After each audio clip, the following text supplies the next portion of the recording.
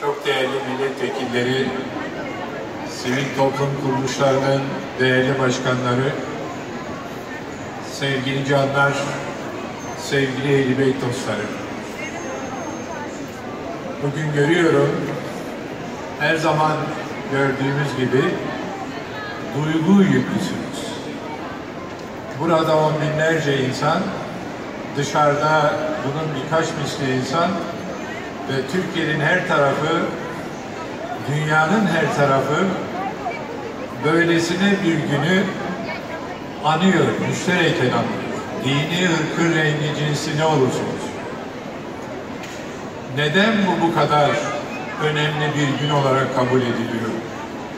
Yalnız Hazreti Muhammed'in torunu, Hazreti Ali'nin oğlu olduğu için zannetmiyorum.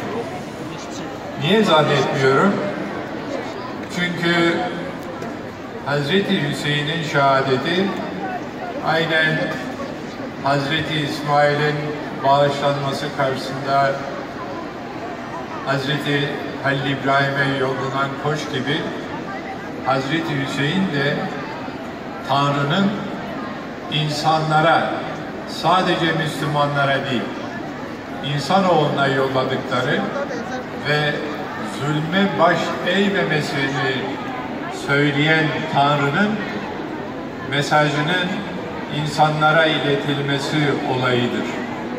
Ve o açıdan da büyük Pakistan şairi İkbal diyor ki, Hazreti Hüseyin sadece Müslümanların değil, insanlığın şehididir. Ve bugün dünyanın her yerinde görüyoruz ki, İslam ülkelerinde özellikle büyük ölçüde savaşlar yaşanıyor, insanlar açlıktan ölüyor, sefaletten ölüyor, ilaçsızlıktan ölüyor ve bu bize ister istemez bunun nedenlerini araştırmaya yönlendiriyor. Baktığımız zaman İslam ülkelerinde çarpışan, birbirlerini öldürenlerin hemen hemen hepsi Müslüman. Peki ama Müslüman iseler neden birbirlerini öldürüyorlar? Bundan böyle Kerbela'yı andığımız günler İslam'la ilgili sorunların da sorgulanmasına vesile olacak bir gün olarak kutlanmalıdır, kabul edilmelidir. Eğer Müslümanlar kendi aralarında çatışıyorlarsa, Irak'ta olduğu gibi Sünni-Şii çatışması 8 yıl sürerken, 2 milyona yakın insan ölürken, iki tarafta Müslüman olduklarını iddia ediyorlar. Peki öyleyse sorun nedir? Neyin anlaşılması gerekir böyle bir günde? İslam'ın yeniden değerlendirilmesi ve tüm insanlığa anlatılması gerekiyor. İslam, acaba Ehl-i Beyt'in İslam'ı mı, yoksa Muaviye ve onun oğlu Yezid'in İslam'ı? İşte mücadele bu alandadır. Ve bunu üzülerek her gün tanık olarak izliyoruz, görüyoruz. Birisi kılıcını çekiyor, Allahu Ekber diye diğerinin üstüne saldırıyor. Eğer saldırıyı atlatırsa karşısındaki, bu sefer o kılıcı eline alıyor. Allahu Ekber diye öbürüne saldırıyor, öldürmeye çalışıyor. Öyleyse iki İslam'ın olduğunu kabul etmemiz gerekiyor. Bir tanesi Ehl-i Beyt'in İslam'ı, İslam anlayışı. Bunun en önemli örneğini Tanrı insanoğluna Hazreti Hüseyin'i şehit olarak yollayarak ifade ediyor.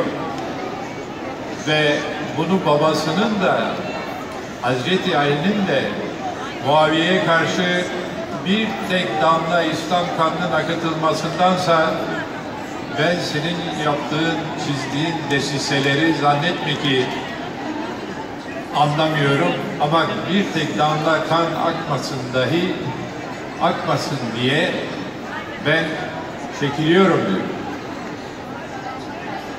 Arkadan Hazreti Hasan, Hazreti Ali'nin büyük oğlu, O Muaviye ile bir anlaşma, bir mukavele yapmaya peki diyor. Neden peki diyor? Hazreti Ali'nin bu tavrına rağmen, bu vasiyetine rağmen, yani şunu bilin ki diyor, eğer zulme baş eğerseniz, boyun eğerseniz, sadece hayatınızı değil, haklarınızı değil, haysiyetinizi de yitirirsiniz. Burada İslam tarihinde tüm insanlığa ışık tutan, ışık veren bir söylem var. Yani insan haysiyeti haklarından da daha önemlidir. Bu itibarla bir tek kan damlasının damlatılmasındansa onu elimine edecek, iktidardan dahi vazgeçecek bir yaklaşımı benimsemek çocuklarına yaptığı vasiyettir Hazreti Ali. Bundan dolayı da Muaviye'de yaptığı mukavelede saltanattan vazgeçtiğini Muaviye lehine söylüyor. Peki arkadan Hazreti Hüseyin işte orada zalime boyun eğmeyin, yalnız haklarınızı değil, haysiyetinizi de kaybedebilirsiniz.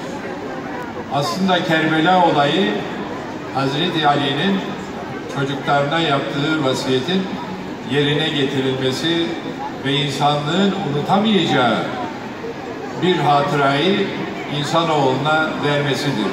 Din, ırk, renk, cins ayrımı yapmaksızın. Bunu kendi ülkemizde de bir gün olmasını istemediğimiz için, yani bu ülkede Alevisiyle, Sünnisiyle, Şafisi, Hanbelisiyle, Hristiyanı, Müslümanlığıyla bir devlet yapısı içinde ve büyük fedakarlıklarla binlerce, yüz binlerce şehit vererek Hazreti Ali'nin o vasiyetini yerine getirme olayını Mustafa Kemal Atatürk'ün yazdığı kendi kitabı Nutuk'ta da görüyoruz. Hem de ilk sayfasında. Ahvali şer'iyeyi, umumi manzarayı naklederken vatanın her yanına düşmanın girdiğini ve zulmün arttığını söyledikten sonra diyor ki Türk milleti böyle bir zilleti kabul etmektense, esir yaşamaktansa ölsün daha iyi. Öyleyse ya istiklal ya ölüm. Görüyoruz ki Mustafa Kemal'in takip ettiği yol da aslında Hazreti Ali'nin kendi çocukları aracılığıyla tüm insanlığa vermiş olduğu mesajın bu ülkemizde uygulanması olayıdır. İşte burada da yabancı güçler ya da Türkiye'nin üzerinde oyunlar oynamak isteyenler, özellikle büyük devletler, emperyalist ülkeler, bunlar bir gün Türkiye'de de bu noktaya insanları getirmesin diye kendi açımızdan gerek Cem Vakfı olarak gerek bunun yani temel hak ve özgürlüklerin 45-50 seneye yakın süre üniversitelerde dersini veren bir hoca olarak bu olayı bu ülkeyi yönetenlerle konuşmayı ve meseleyi barış içinde Hazreti Ali'nin ve onun çocuklarının güttüğü yolu takip ederek de barış içinde yargı yoluyla halletmeyi denemek istedik.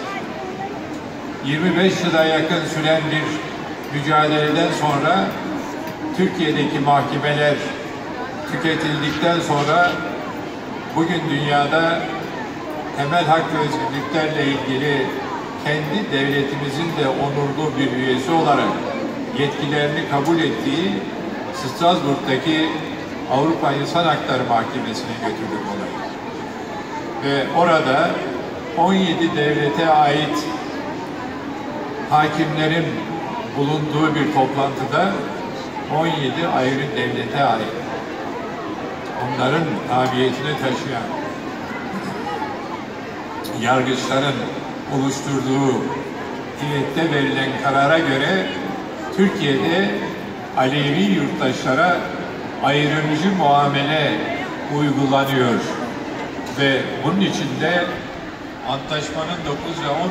maddelerinin ihlal edildiğini söyleyerek Türkiye Cumhuriyeti hükümetini mahkum etti. Ve Türkiye'de Alevi yurttaşların, ki Aleviler dediğimiz zaman sadece Anadolu Aleviliğini kastetmiyorum, Caferiler başta olmak üzere Arap Alevileri dediğimiz Nusayriler yine katılmak suretiyle Mevleviler ve Bektaşileri de içeren bir kavramdan söz ediyorum Alevilik dediğimiz zaman. Ve bunlar sayısal olarak 35 milyon insanın üzerindedir, kişinin üzerindedir. Ve mahkeme ne dedi kararında? Bunun için Hazreti Hüseyin'in şehadet gününü bu bilgilerin size anlatılması, verilmesinin zorunlu bir gün olmasını da zorunlu kılıyor. Onun için 2 dakikanızı alıp bu konuyu sizlerin bilgisine sunmak istiyorum. Aleviler dediğiniz zaman bu söylediğim 4 grup ve onlarla birlikte hareket eden Sünni kardeşler. Çünkü Anadolu Sünnileri ile Suudi Arabistan Sünnileri aynı değildir. Sünni olduklarını söylemesine rağmen Suudi Arabistan biliyorsunuz genelde Vehhabili egemen olduğu bir yerdir. Ama bunun karşılığında yer alan Anadolu Sünni'yi daha çok Alevilerle birlikte hareket eden, onlar gibi İslam'ı algılayan, cebir ve şiddete karşı, kin ve nefrete karşı olan ve onun içinde bütünlük içinde Anadolu'da hep beraber yaşamış olan ve 1000 yıldır Alevi-Sünni çatışması yaptırılamayan bir ülke halindedir Türkiye'miz. Diyor ki, biliniz ki vermiş olduğu kararda divan, Alevilere yapılan ayrımcılık mutlaka sonlandırılmalıdır. İkincisi, Alevilerin cemevi olarak ibadethane diye ibadetlerini yaptıkları mekanlar Aleviler için ibadethanedir. Binaenaleyh anayasamızda ibadethanelere tanınan hangi imkanlar varsa cemevlerine de tanınmalıdır. Cemevlerine girip de orada hizmet görenler, yani şu anda bulunduğumuz mekana ilişkin camimizin ve camimizin diyelim içinde ibadeti yaptıran insanlar kamu hizmeti görüyorlar. Bu kamu hizmeti görenlere kendi ihtiyaçlarını karşılamak üzere camilerde imamlara verilen bütün imkanları onlara da vermek zorundasınız. Yani bundan böyle tabii ki kendi gönlünüzden kopanı kendi derneklerinizi desteklemek üzere verebilirsiniz. Ama devletten bir pay almak, devletin bütçesini oluşturan vergilerin size bir kısmının dönmesini sağlamak devletin başlıca görevlerinden birisidir. Bundan böyle Caferi kardeşlerimiz, Arap Alevileri dediğimiz Nusayri kardeşlerimiz, Mevlevi kardeşlerimiz, Bektaşi Alevi kardeşlerimiz, bunların hepsinin dini inanç önderleri kamu hizmeti gören insanlar statüsünde muamele görmek zorundadırlar. Bu ne demektir? Bundan böyle siz istediğiniz gibi gönülden gelen yardımı yapabilirsiniz kurumlarınıza. Ama bunu sürekli yapmak zorunda mısınız? Peki yapmazsanız ne olacak? O size hizmet veren insanlar kendi çoluk çocuklarını nasıl geçindirecekler ve onların eğitimlerini nasıl sağlayacaklar? Onun için diyor ki genel bütçeden mutlaka Alevilere bir pay ayırmalısınız ve bu pay adil olmalıdır ve hemen, yani geciktirilmeden verilmelidir diyor divan, uluslararası mahkeme. Bunu ülkemizin selameti açısından bugünün siyasi partileriyle de görüştük. Ve Sayın Cumhurbaşkanımız başta olmak üzere o günün hükümeti başbakanlığıyla içeriyordu. Başbakanla ve siyasi parti liderlerinin tümüyle görüştük. Bu mahkeme kararlarını vakit geçirmeden lütfen uygulamaya koyun dedik. Ama arada 4 yıla yakın bir zaman geçti. 4 yıla yakın bir zaman geçmiş olmasına rağmen hocam bugün yarın merak etmeyin biz bu meseleyi ille de halledeceğiz, mutlaka halledeceğiz diye bugünkü Kerbela gününü anma gününe kadar gelmiş olduk. Artık siyasi partilerin de bilmesi lazım ki Caferi olmak, Alevi olmak, Arap Alevisi olmak, Nusayri olmak, Mevlevi olmak, Bektaşi olmak bu ülkede manevi açıdan bana sorarsanız bir şanstır. Alevi olmak başlı başına bir şanstır. Azınlıkta da olsalar, zahmetlere de katlansalar ve katlanmak zorunda bırakılsalar, hala bir takım makamlara Alevi kimlikleri dolayısıyla getirilemeyen bir hukuk düzeninde tabii ki bunu sadece bizler değil, eğer hükümetlerin bu aymazlığı devam ederse uluslararası sahada büyük problemlerle karşılaşacağını söylemek kehanet olmaz. Bu işin yıllarca hocalığını yaptım ve hükümetlere bu davaları açmadan önce konuştuk. Aman hoca dediler, siz bu davaları açın, keşke davaları kazansanız da biz de kendi tabanımıza dönüp diyelim ki şeriatın kestiği parmak acımaz, ne yapalım? Aleviler davaları kazandı, onun için onların da haklarını verelim. Fakat o davalar açıldı, davalar zorlu mücadelelerden sonra kazanıldı. Aradan 4 yıl geçti, o kazanılan davaların gereği bugün dahi yerine getirilmiyor. Bunu niye bugün söyledim? Hazreti Hüseyin'in şehadet gününde biliyorum ki duygu yüklüsünüz. Biliyorum ki içiniz çok acıyor. Hepimizin acıdığı gibi. Ama Hazreti Hüseyin'in böylesi bir günde şehadeti akla gelirken ve hepinizin huzurunda anılırken adaletin olmadığı bir düzende, adaletin gerçekleşmesinde de Hazreti Hüseyin'i bir ışık olarak kabul etmek ve onun günlerinde sadece kendisine gözyaşı dökerek değil, bu düzensizliklerin, bu haksızlıkların, bu kin ve nefretlerin, cebir ve şiddetin bulunduğu bir dünyada bu 4 unsuru da İslam'ın kabul etmediğini ve kendi İslam anlayışımızda buna yer verilmediğinin bu toplantılarda, yani Hazreti Hüseyin'in şehadetini anma gününde inanç önderlerimiz, kültür adamlarımız, devlet adamlarımız bu noktaya da dikkat çekmeliler ve bunu da sadece kendi ülkemizde değil, dünyada da, tüm dünyada bu ülkelerin uygulanmasına bu karar ışığında destek vermemiz gerekiyor. Daha fazla vaktinizi almak istemiyorum.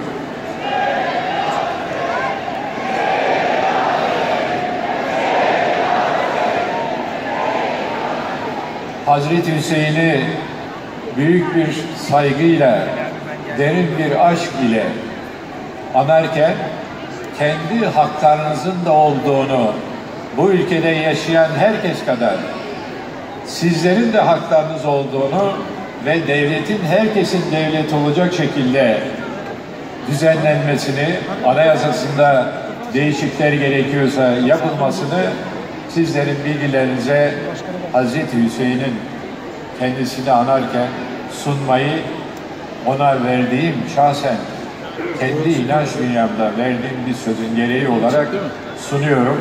Hepinize sevgi ve saygılarımı sunuyorum.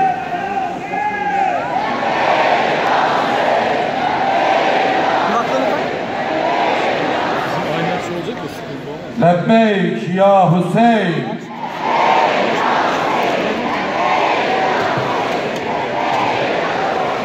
Dünya Seyyidler ve Şerifler Kültür ve Araştırma Derneği Genel Başkanı Seyyid Hüseyin Zerraki Bey aramızdalar.